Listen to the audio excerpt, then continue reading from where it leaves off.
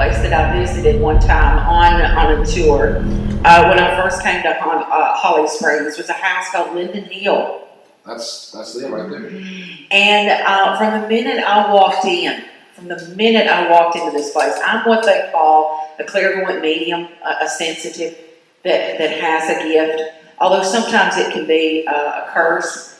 But from the minute I walked in, I felt just an enormous presence automatically. And when I was standing in the, it was kind of like past the foyer, it was in a hallway, in a doorway leading to the kitchen. I am not kidding you. There was a child that walked in a little dress, maybe even barefoot, but walked up to me, a ghost, by the way, but she came walking up, couldn't have been no more, that seemed like, I got the impression 3 or 4 years old, but somewhere in that range, maybe 5, but she walked right up to me and like scooted around me and walked through it, and I was going, oh my God, did that just happen? And then we walked into another part of the house on the tour. It's absolutely gorgeous. This home and these folks have decorated like you wouldn't believe. So it's a treat to go in there. But there was a part of the house that we were in, another room. Maybe it was a dining room before you go into a living room. Because isn't there an opening where you can walk from one to the other? Not anymore. Not anymore. Oh, no. Okay, so we were in that room, and just as sure as I'm sitting here, you can't make this stuff up, felt it doing this to my hair, pulling on my hair. I moved, I stepped aside, I was trying not to like holler out or do anything, because I wanted to say, hey everybody, it's happening right now. I couldn't do that because they had a tour of people there, and you would maybe see a stampede. That's happened at House 4 on my tour. Wow. People run out the door. I'm like, whoa, come on. on. Just chill. So, that is a house that I wish that they were my nice little aunt and uncle from a blast from the past. And they would invite me over and say, don't you want to stay in the room back here, Sydney? And I was like, yes, absolutely. But anyway, that would be a cool place for writer in residence. Writer in residence, when you're trying to come up, or you need to go to a place where it's really quiet, but you need some history there and stuff, so you can stay inspired to write. And it's places like that if you can get a writer in residence approved, you can stay there for a month, a few weeks. You can write a book in a month, but you got to be shelling it out every day. It's tough. But, so that would be an awesome place for a writer in residence. It'd be spooky as all get out. But boy, the stories that you could come up with, you know? So, and Holly Springs is just the coolest place ever. It really is. I mean, I love coming to this town. Wow. Well, I'll tell you, I've lived in a lot of haunted houses since I was a kid. I mean, this all started when I was about 8 years old. Was when I first took my first introduction to ghosts. But some places seem to be more. This makes sense. They're more haunted than others. And I was just about to say that. I actually, and on my tours, I tell there's like A-level ghosts like Beulah and Elizabeth Hewitt at Featherston. Ghosts that are very extremely active all the time. Yeah. Then there's B-level ghosts, whatever some Graceland too that's active, but we don't know who they are necessarily. Then my house has a ghost. It's like a C or D-level ghost. Weird things happen, weird smells, but it's not just so scary. I wouldn't be scared to live there. I could live there by myself, so it's not really that scary. But things do happen. But every house in this town is just, regardless of what you believe in, whether it's spirits or energy, I think a lot of this energy left over behind when someone dies. When someone dies in a gruesome or awful way, or leaving things unfinished, I think that leaves behind energy that you can perceive as ghost. Or it could be an actual soul. I tell people on tours, I don't know if there's room in my belief system for either heaven or hell. if you could just stay behind, there wouldn't be anyone in hell, right? Did you You know wouldn't go to that? hell, you would stay behind. Did So, you know that some polls, according to statistics, 75% of Americans believe in the paranormal? Did you know of that 75%, 20% say that they have seen a full-bodied apparition? No, I've never had it. I never want to. So that is, I have seen a full-body apparition on more than one time. It will make, you will literally, I don't know about you, but for me personally, I feel the blood drain completely out of my body. It will paralyze you. You will be so stunned. You're stunned at what you're looking at, and then it's gone. Who are you going to tell about that experience? It's not, you're going to have to find somebody in your circle that's not going to think you're nuts. You know? So the one thing that I will tell all of you, if you ever come to me and say, my house is haunted, or I think I have a ghost, or whatever, I am never going to say, oh, you're crazy. You don't have to worry. I'm a believer. I'm going to be like, I wonder why. I'm going to, I bet you do. I wonder why your house is haunted. So that's where the mystery is, and that's where you uncover it, and you start doing research on your particular property. You find out about it, what it used to be, and that kind of thing. Who lived there? There's a story. When you uncover that story, you're going to solve the mystery of why your house is haunted. Then you can decide whether or not, do you like living with the ghost? You're just going to leave it alone? Or are you going to try to make it go into the light and be gone, or whatever? You can try, and it will depend on whether or not they want to leave. Most of the time, they'll leave you alone. They'll be nice and that kind of thing. But there are some that absolutely are not going anywhere. It's like having a bad case of roaches. No Terminex, Orchid, no pest control company is going to get rid of them. It's going to be tough. So it really just depends on your situation. Sandy, I'm sorry I got off on the other subject. You want to tell them about what these devices are? Let's do a little presentation. All right. Yeah, we have a lot of different gadgets. These scientifically will, you can document things on them. Some of them self-record. We have a bunch more stuff that we carry besides this. Sometimes we go old school. You can hang bells on the doorknob. You can put flour on the floor if you have been hearing footsteps. Paranormal investigation hasn't been around just 20 years or so. It's been around for hundreds of years. It's known in history of people who do, known as spiritualism.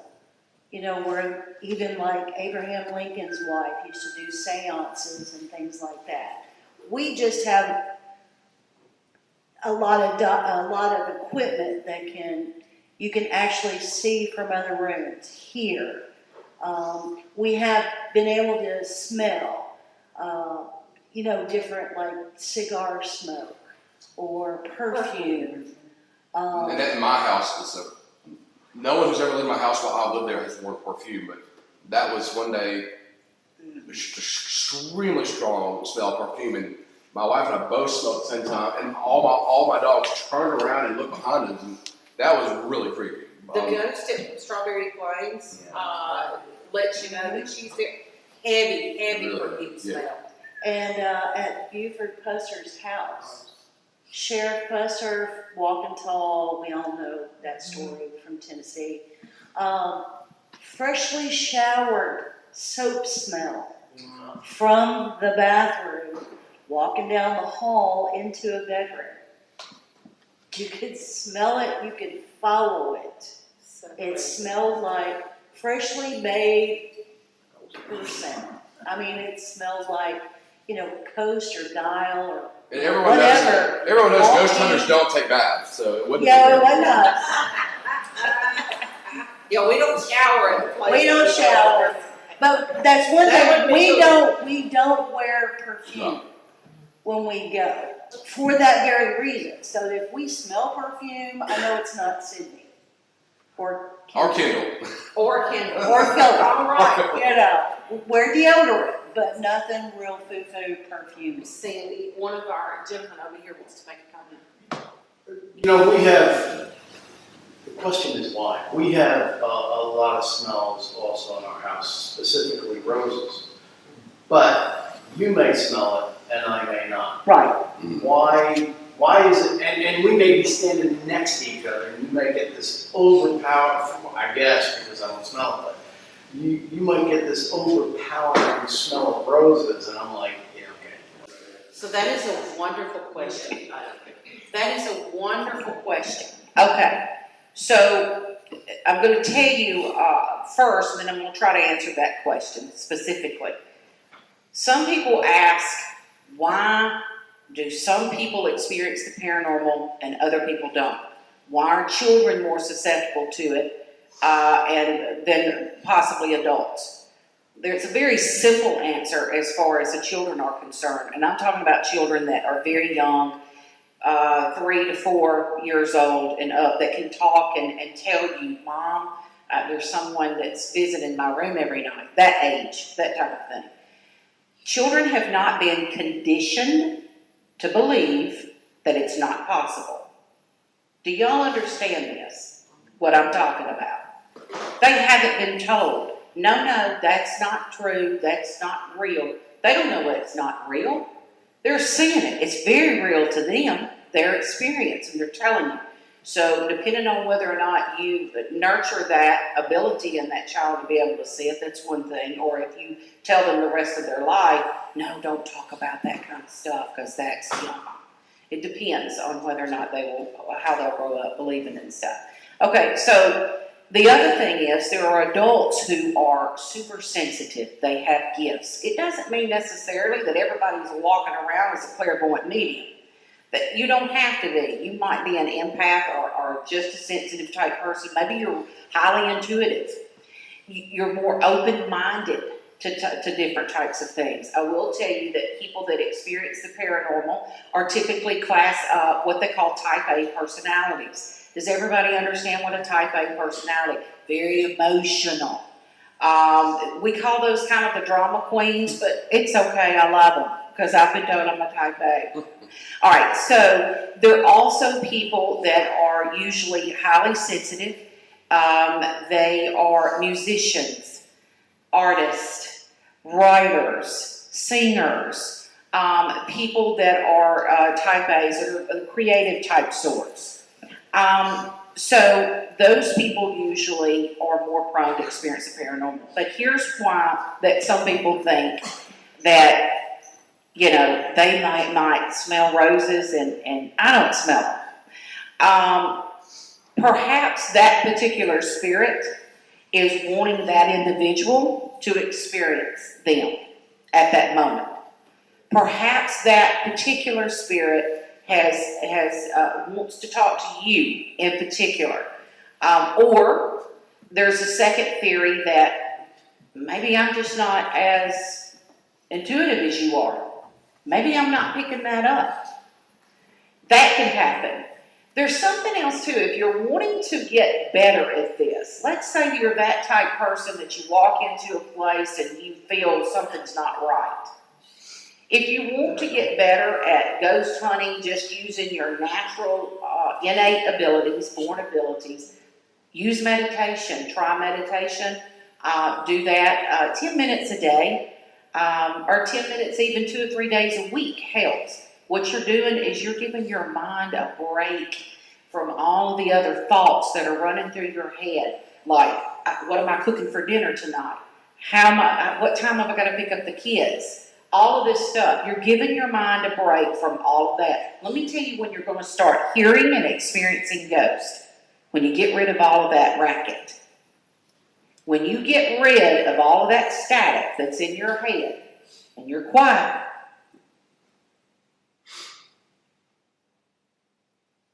you're going to start experiencing things. Look around you and be observant of everything around you. Do you believe in signs?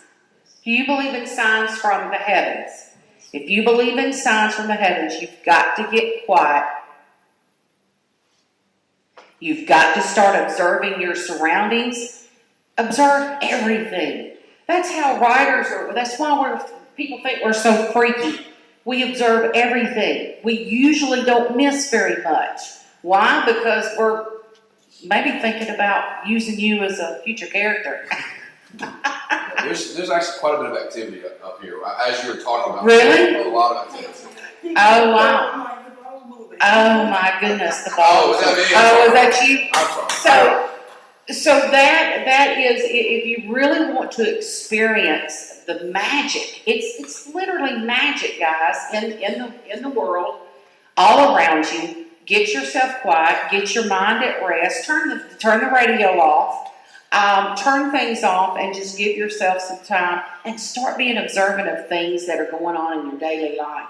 Even if it's maybe you are dealing with some sort of stress or some sort of decision that you've got to make, and all of a sudden you hear a song on the radio or something triggers you that is your answer. And you're going, oh my gosh, can you believe that? There's no such thing as accidents. I don't believe in coincidences, because here's how you measure it. You measure it by what is the this is a little math. I never did like math, but what is the probability of that happening? Based on statistics, what's the probability of that happening? Back to ghost. I really believe that the best answer is that sometimes that particular spirit has got a message just for you.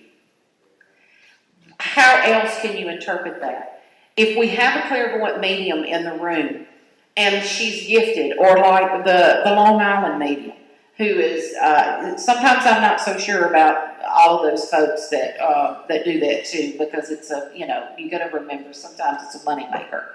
But let's say that it's legit, and she doesn't smell the roses, and you're going, her of all people, she should. There's got to be a logical explanation to this. And maybe it's that it's not intended for her. So, and I will tell you that, like Philip was saying about the ghosts, they're not something that you can manipulate, and you can they're not going to do magic tricks for you. Keep in mind that a ghost is most typically an earthbound spirit. It means that at one time in its existence, it walked the earth in human form, just like me and you. It was human at some point. Still hanging around, maybe it had a tragic death, maybe there's unfinished business, maybe they really don't know they're dead, but most of the time they do. But there may be something that is keeping them here, and they don't want to cross over. It's very sad to me when you go in and investigate some places and you are dealing with some ghosts that are stuck, and they've been stuck for decades. To me, it's a shame. It's a sad thing, because there's other things on the other side that might be better than the existence here. Okay? Y'all want to say anything about anything? You don't want to use the microphone. I just wanted to tell you a story. So about a month ago, I had, I do some folk art, so I sold a painting to someone in town. In my house, yeah. And she came with her daughter. I don't know this woman, just from Facebook. And she came in my home with her daughter. Her daughter is studying in college to become an artist, which I liked, So we got to talking and this and that. And as we were approaching toward my front door and then to go home, she stopped short in front of me and she said, "There's a woman standing here." And I ignored her for some reason. I blew it away, me of all people with all this. Anyway, so they left. And then I thought, wait a minute, I need to text her back. So I did. I texted her back. I said, by any chance, you said to me there was a woman standing in front of you. Can you describe her? So she said to me she was kind of small, dark hair, very curly and piled on top of her head, a white Victorian blouse that was kind of see-through with something that looked like buttons in the Victorian era. And I said, oh, okay. And then I thought, wow.